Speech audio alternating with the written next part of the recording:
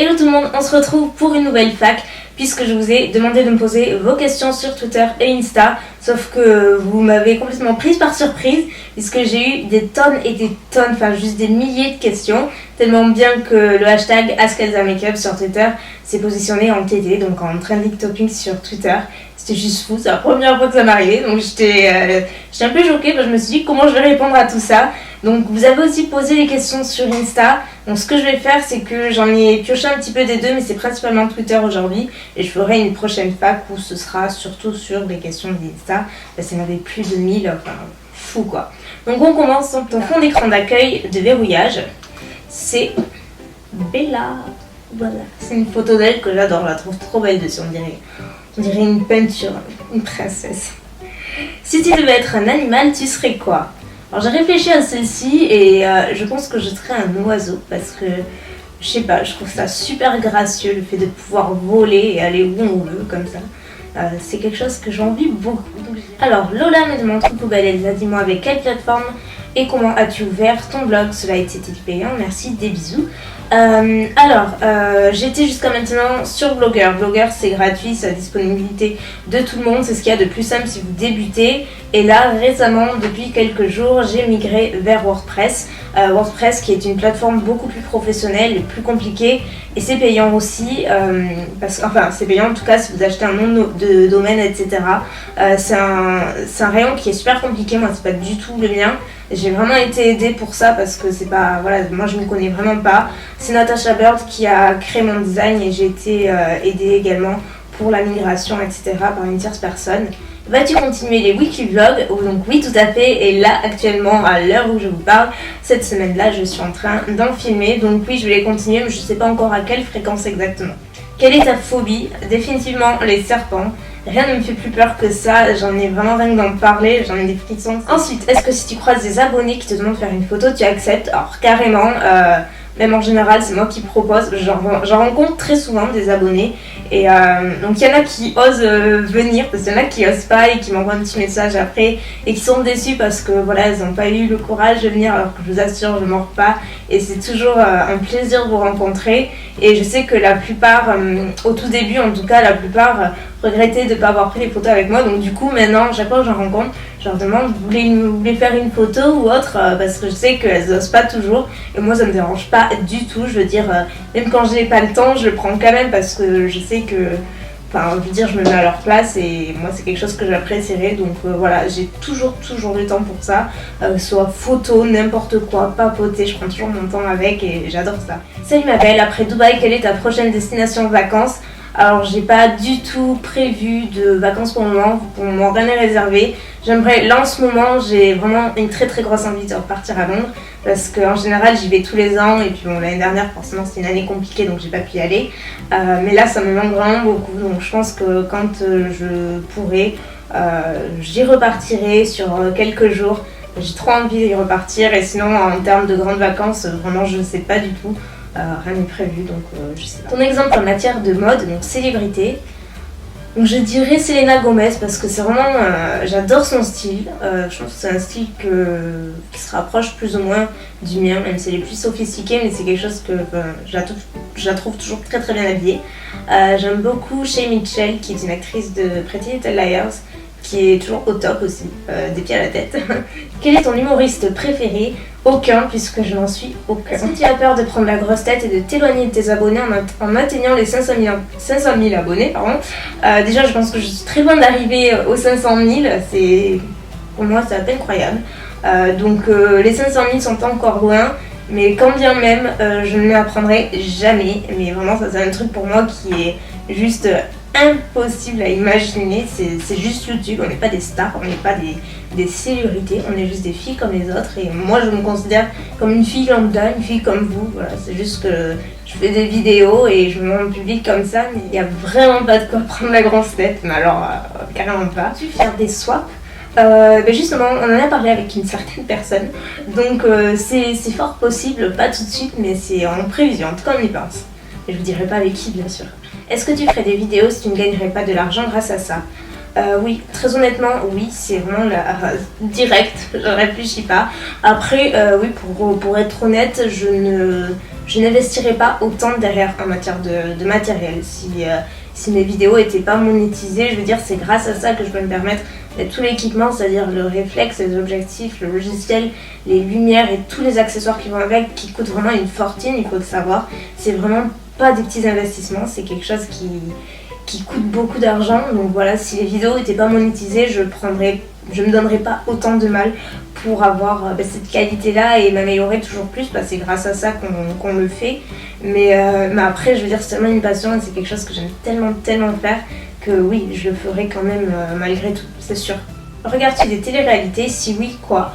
Non, aucune. Je déteste ça. Je veux dire, j'en ai regardé quand j'étais ado, comme beaucoup, mais là, plus du tout. Et je regarde même pas la télé, pour tout vous dire. Je ne la regarde vraiment jamais. Je crois que ça fait bien 6 mois que j'ai pas regardé la télé. Genre, enfin, je regarde juste les infos quand on mange le soir, mais après, je regarde jamais la télé. Ensuite, que penses-tu de Marie, donc NJ Phoenix? Comment l'as-tu rencontrée? Donc, on s'est rencontrés lors de tournage Rose Carpet et Tapas du Gloss, puisque c'est elle qui a animé. En fait, Marie, ça fait. J'ai toujours trouvé super sympathique en fait. Mais on a commencé plus ou moins au même moment, je crois moi un petit peu avant, mais je suis pas sûre. Quoi qu'il en soit, on se parlait de temps en temps à de rares occasions, mais voilà, c'est une fille que j'estimais beaucoup et qui m'a toujours paru sympathique en fait. Et du coup, j'étais très contente de la rencontrer et voir si effectivement elle était comme ça en vrai. Et j'ai pas été du tout déçue. C'est une fille adorable, très terre à terre. Ça, c'est quelque chose qui m'a vachement soulagée parce que voilà, on sait jamais trop. Elle est hyper terre à terre et vraiment mature aussi, malgré toute la pression qu'elle a sur les épaules, parce que c'est pas évident d'être suivie par autant de monde, vraiment. Moi, elle m'a bluffée sur les tournages, elle est hyper pro, très confiante et tout. Elle m'a bluffée, tout simplement. On m'a dit t'avoir déjà vu fumer, c'est vrai. Alors, je serais très curieuse de savoir qui c'est qui m'a vu fumer, parce que je ne fume pas du tout. Je déteste ça, vraiment. Je veux dire, je déteste ça. J'ai déjà essayé, comme beaucoup de monde, je pense, quand j'étais jeune, et j'ai détesté. Moi, mes parents fument et tout, mais moi, ça m'a jamais attiré. Et je veux dire, je fumerai jamais.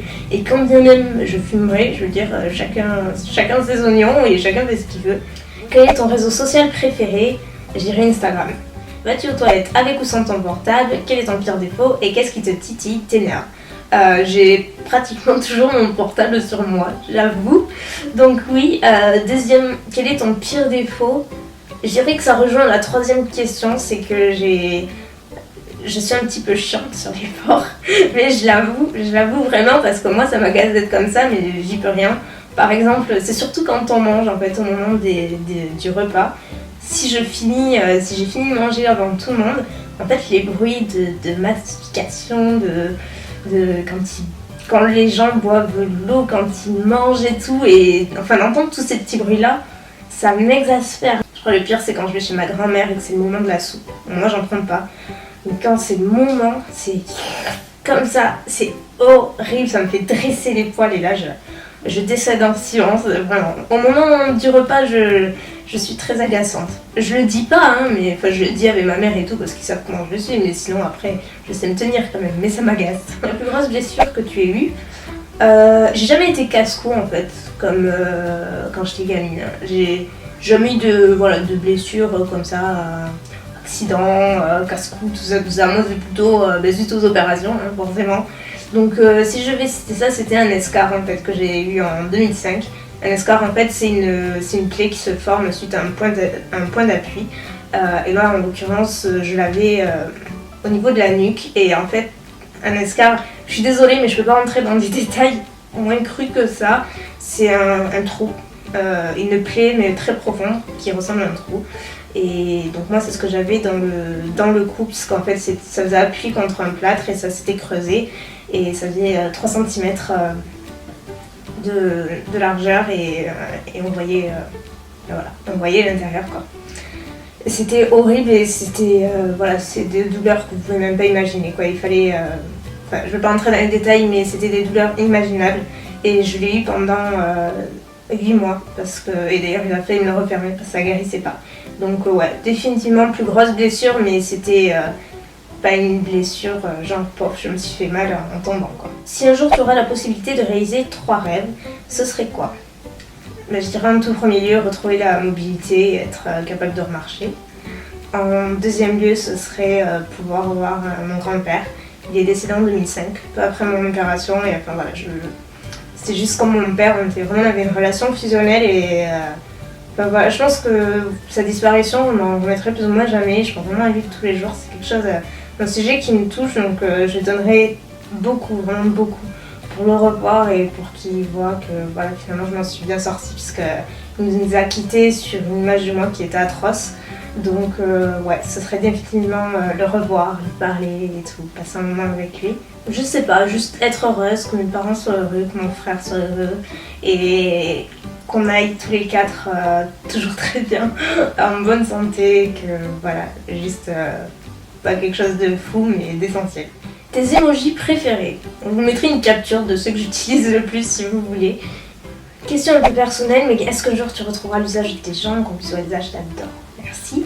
Donc en général, je ne réponds pas à ça, mais c'est une question qui est revenue très souvent. Mais je ne peux pas vous répondre, je ne sais pas moi-même. Et c'est quelque chose auquel je ne veux pas me raccrocher parce que je me suis raccrochée pendant très longtemps, l'espoir. Et l'espoir, quand on est dans une condition comme ça, c'est juste quelque chose qui vous détruit. Moi, j'ai vraiment cru ne jamais me relever, psychologiquement parlant, parce que je m'y raccrochais trop. Donc du coup, depuis, j'évite d'y penser parce que ça fait trop de mal, sinon on n'avance pas. Et étant donné que mon cas est juste mystérieux, on ne sait pas ce qu'il a causé, ni si ça reviendra ou pas. Moi, les chirurgiens m'ont toujours dit que ça pouvait revenir un jour, du jour au lendemain, comme ça pouvait ne jamais revenir. Donc voilà. Donc quelle est ta meilleure rencontre de YouTube? Donc si on reste effectivement sur YouTube, je dirais sans moindre hésitation Sarah, Mamzelle Souz sur YouTube. On a eu direct un super feeling, super naturel. On s'entend vraiment très bien, on rigole des mêmes choses. Je veux dire, j'adore son sens de l'humour.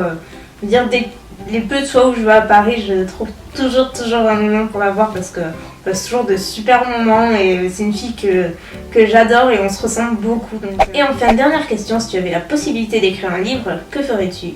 Alors ça, je crois que si on me le proposait, je sauterais au plafond tellement, ça me ferait plaisir. Enfin moi, c'est un truc qui me tiendrait tellement à cœur, j'adorerais, mais vraiment pas pour faire comme tout le monde. Je sais qu'en Angleterre, c'est le truc en ce moment.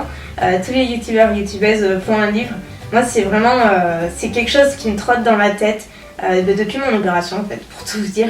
Depuis déjà à l'époque, en 2005, pendant toute l'année, étant donné que j'ai passé 8 mois et demi en centre de rééducation, en loin de la maison, j'étais toute seule, plus ou moins. En fait, je passais mes journées à écrire. J'écrivais, en fait, je retraçais tout ce que j'avais vécu jusque-là, histoire de ne pas oublier et de me rappeler, en fait, ce que c'était. Et ça, je l'ai fait pendant longtemps, j'ai continué les années suivantes. Et après, moi, j'ai toujours aimé écrire, de toute façon. Donc, écrire un livre, waouh, je serai plus heureuse du monde, je crois. Mais du coup, si je le faisais, on peut toujours rêver, hein. Ça ne risque pas d'arriver, mais on peut toujours rêver. Je pense que ce sera un livre à la fois personnel et à la fois axé beauté, parce que c'est ce que je fais et c'est ce que j'aime. Donc, il y aurait quand même une partie bio où je me sentirais quand même pas forcée, mais c'est quelque chose que je ne me vois pas ne pas écrire, à savoir mon histoire, mon vécu, pas pour faire pleurer sur la chaumière, parce que c'est clairement pas mon cas, vous le savez, mais parce que je pense avoir quelque chose peut-être à apporter.